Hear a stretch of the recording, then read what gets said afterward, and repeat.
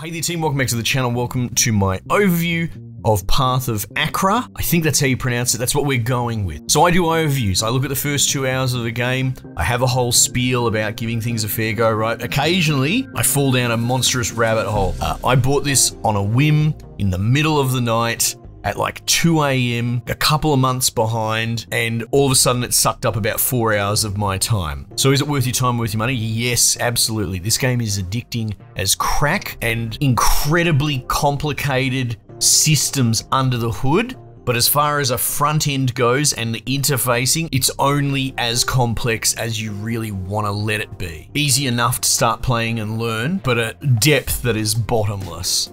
I'm raving, obviously. I understand that the art style might put some people off. However, knowing my crowd as well, I think a lot of you are here just for good games. Art style be damned. That's not me being critical. I think it's quite beautiful. I really like it, but I also know that there is a not insignificant amount of the gaming population that will just look at this and turn their nose up and say no. I implore you, if you made it this far, think about picking this up. It is cheap as anything, even wishlisted to maybe get it cheaper if you're so concerned, but I recommend getting this right now and losing your afternoon to it. So we're gonna have to peel it back. There's layers of complexity. At first blush, it is a roguelike game with a heavy amount of automation in that the main way to play it, now don't jump on me if you're a fan of this, and you know, I don't want your wall of text. I'm pitching this to people that haven't played this, but the main way of playing it is you just jump in, you press go, and you pretty much just keep pressing right click. I don't want to say spam, you can hold it down, but then your dude will just die and you won't know why because it'll just go a million miles an hour. But you essentially press right click, and what happens there is your guy will go about clearing the floor of the dungeon that you start in. There'll be monsters around and there's like a fog of war, and every time you right click he's pretty much going to attack within reason. Like some classes have ranged like Peeler or something like that, but most of them have a sword or whatever, so to close the gap he'll walk up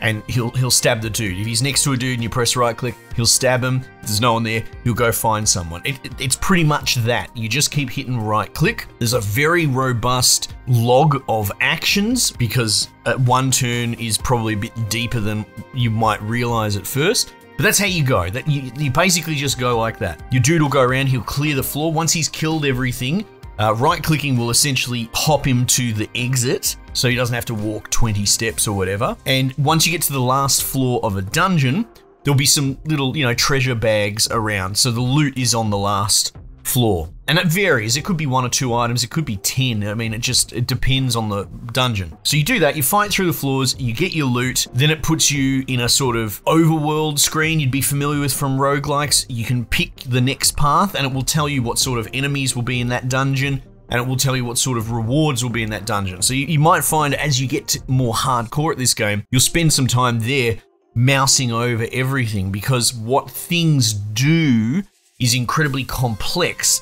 The real hook, the reward of this game is understanding all the interplays. And now that I guess now that I'm starting to get into it, it's almost built on a programming mindset. Think for loops, if statements, that sort of stuff. I'm not trying to scare people away, but if I were to give you just a broad example, you can already see, having a look at this, all the little text and terms, they'll have a little highlighted color. There are search bars everywhere. So if you're familiar with a Path of Exile or a Diablo where you're trying to make a build and you want to find things that work with a familiar, well, you know, you can type familiar into the search bar and you can try and find abilities that will synergize. But to give you an idea, you would have like on hit as a term, and that would be, you know, your main hand, and within that there are different types of hits. So like the main hand hit, initial hit might be a specific text flag or flavor, and then extra hits. But what you might have it do is, I don't know, it puts bleed on a dude on hit. But maybe you pick up an ability, and the ability tree is quite large, and you can randomize it as well, but maybe you pick up an ability that triggers from on bleed. Maybe it creates extra hits when bleed is applied. All right, this is all just broad,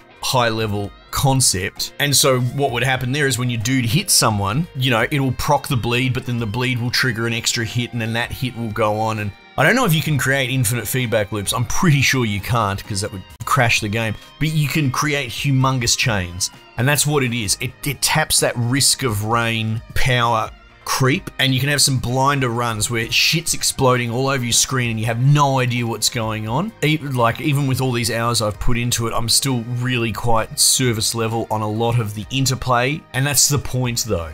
That's where the exhaustive gameplay loop comes from, is that there's just so much stuff and you kind of have to pick one and try and roll with it. So to wind it back a little bit as well, now you've got just an idea of what's going on here. When you do a new run, and you'll have to do a new run because you're going to die lots, it's a roguelike, not a roguelite.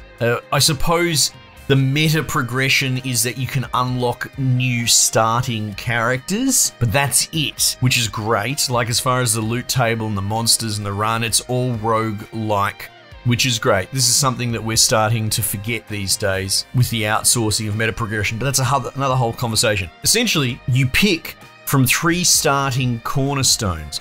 One is your dude's, I believe it's culture, and that's sort of, you know, barbarian from the hills, that sort of thing, right? Where he's come from.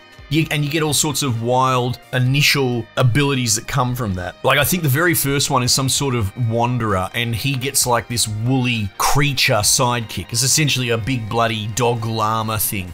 And each floor, that thing will spawn in and run around and do its own friggin' thing. And you can't synergize with it terribly much because it's sort of like a racial passive, but that's just an example. And there's another one where he's like some sort of snake dude, and he's got a thing that on stand still, so if a turn passes, you could press spacebar to just stand still, but same thing, right click, your dude's going to stand still eventually when he's attacking things adjacent, but on stand still, it'll check that condition and it will spawn 2 little serpents. And yes, it's exactly what you're thinking, right? If you stood still and just spam spacebar, the dude's gonna just blast serpents out, and that might be a legitimate strategy. Maybe you can find some sort of ability or item, because you have a whole thing about equipping weapons and armor. Maybe you find something that combos with keyword serpent or familiar or whatever to make it just out of control. The sky's the limit. And that's where the real reward is trying to be clever about what you can do with what you've got. So that's culture.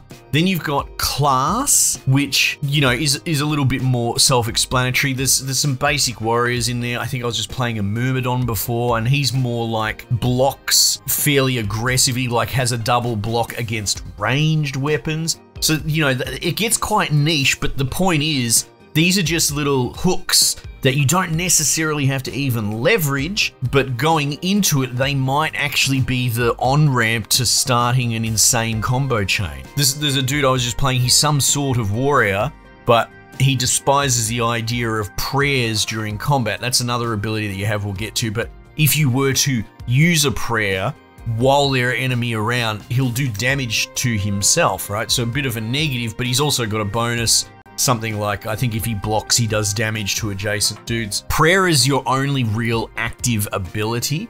You start with one, and it's sort of run scale based. So the further you go into the run, once you get into the mid game, you'll unlock a second prayer or a third prayer. And these are set by the god that you worship, which is the 3rd cornerstone of your character. So culture, class, religion. And some wild gods, man, like giant worms that you worship. You take damage every turn unless you kill everything, you know, but you get payoffs, summons. You're getting the idea though. So between the 3 of those, and there's so many of them, and I've only unlocked a few of them, but the interplay and the comboing is quite limitless, or at least very high in, you know, combinatorics. And if you can just hit tab to randomize your start. But yeah, prayer, essentially you press 1, you'll have charges on it. There'll be conditions to give you more charges, usually clearing a floor. In some case, for some aggressive gods, you know, killing a dude will get you a charge, which is crazy. So your gameplay ultimately becomes right-click and pressing 1 for most of the time. If you go a bit further, you might press 2 a few times. You can left-click around the map. You can press spacebar to skip. I believe Alt will cycle target. So you can have more fidelity if you want, and maybe that will come with another dozen hours. But at the moment, that's not really the focus. It very much taps that tactical come strategic layer of, here's my character, I've built him, now I'm going to put him in the gauntlet and see how the build goes. And then you tweak and adjust between each floor.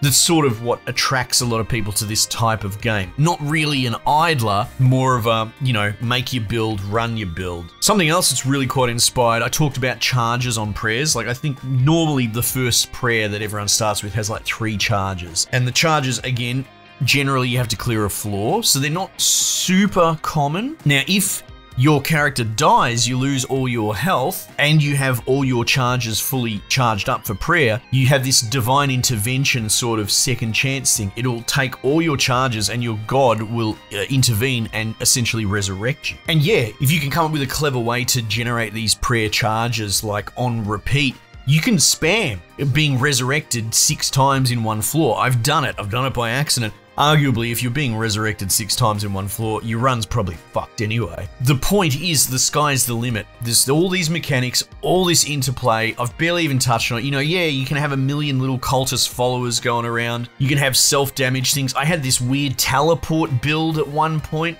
where essentially everything would teleport every turn, like me, enemies, allies. It was wild. If something hit me, it would teleport as well. I went like a skeleton super warrior. There's like, I haven't even touched on so much, and I'm gonna finish the video up, but you know, you have stat lines, strength, dexterity, and I think willpower, they're the main ones. And you know, you have an encumbrance that misses with your speed, and your speed actually dictates how many actions your character does in a turn. So high speed, you can send off a flurry of attacks, but I made this lumbering huge dude, and encumbrance be damned. I let the encumbrance go through the roof and just leant into it because I had something else that was comboing with encumbrance. So that's normally a negative, but I bought some sort of martial ability that made it so that the higher your encumbrance, like the higher your block. So yeah, he was slow and crap and not really attacking very much, but every time something touched him, it would just bounce off him and they'd probably take damage from a reflect thing. And then there's prestige. You know,